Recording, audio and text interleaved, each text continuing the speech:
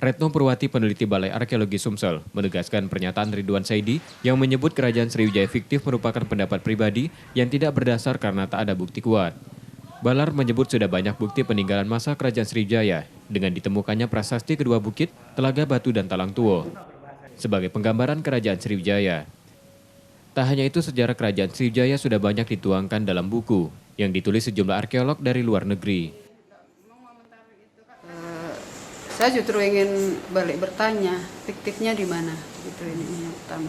Yang kedua, kalau itu dikatakan fiktif, berarti ratusan ribu judul artikel, judul buku yang memakai kata nama Kerajaan Sriwijaya yang membahas dan mengkaji soal itu, berarti itu juga fiktif.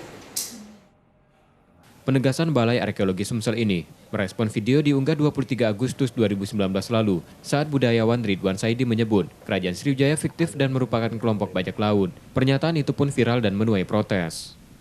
Reski Oktora, Rizky Nurmizan, Kompas TV, Palembang.